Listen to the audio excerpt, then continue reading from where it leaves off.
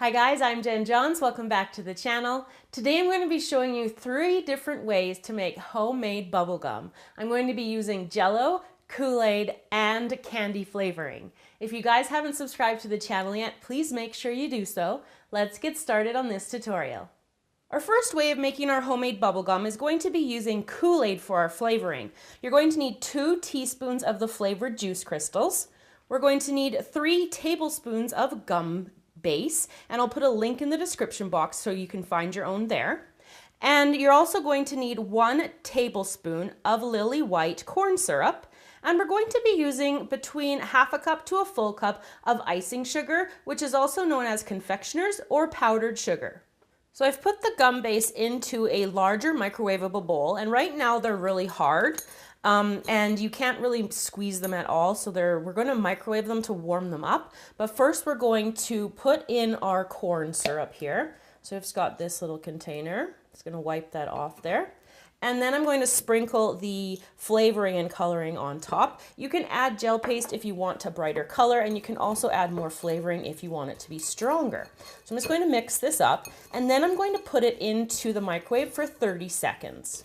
After 30 seconds in the microwave, the gum base is going to start to get a little bit softer. You can press it down. I'm just using the back of the spatula here to kind of mix that in. You want to mix in this flavor and this coloring into the gum base. Once you've got a decent amount of mixing done this second time, we're going to pop it back into the microwave for another 30 seconds. After the second set of 30 seconds, it's going to be quite a bit softer. So I'm just going to continue to stir it.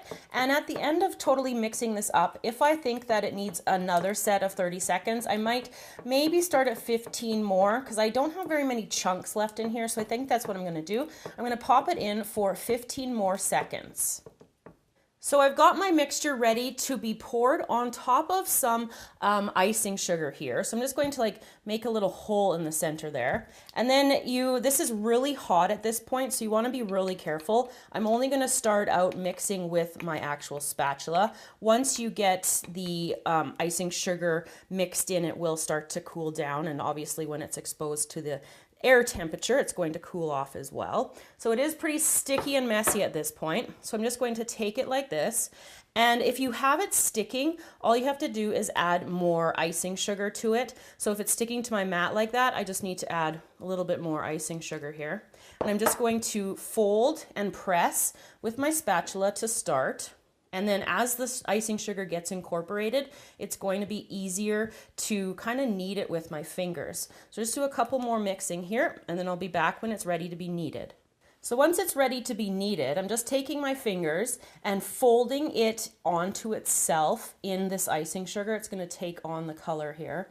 And I'm just continuing to fold and kind of pinch and press down at the same time. I want to make sure that I'm going to get to a spot with the gum where it's no longer sticky at all, and then obviously it will have cooled off as well. So I'm just going to continue to do this, and whenever I find a sticky spot, you can just press some icing sugar into that, and that will solve that problem. So I'm just going to continue to do this.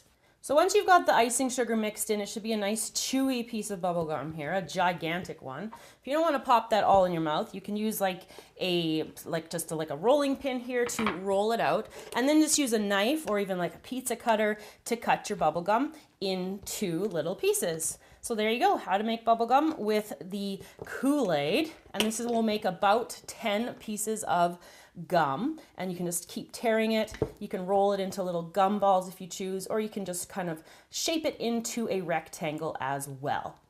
For our second kind of homemade bubblegum, we're going to be using Jell-O flavoring this time. So you're going to need 2 teaspoons of your favorite Jell-O crystal.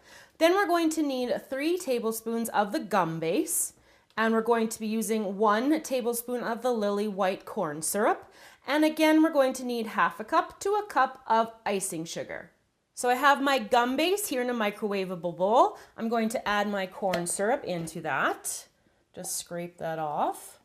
And then I'm going to sprinkle my flavoring and my coloring in there, and then give that a stir. Next up, we're going to pop it into the microwave for 30 seconds.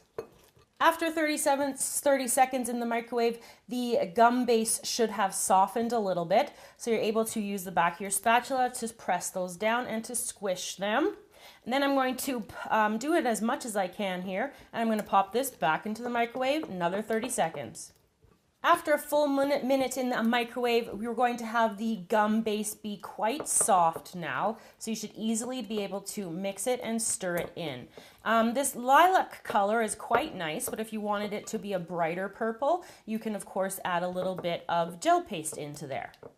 So just like with our first kind, we're just going to make a little well in the center of our icing sugar there. And then I'm going to take out my gum mixture and just get that poured in there. Again, it's very hot, so you probably don't want to touch it quite yet. And even the bowl is quite hot as well. You might want to use some sort of protection on your hand. And it is crazy sticky. So I'm just going to fold the icing sugar into the gum until it loses some of that stickiness and it's a little bit cooler for me to be able to handle by hand. Once you're able to handle it, you can start to feed the icing sugar into the gum just by kneading it into there. You want to try to work out any of those clumps of icing sugar that you end up in there. Just make sure you're giving it a nice motion of this kneading. It's kind of like when you're kneading bread dough as well.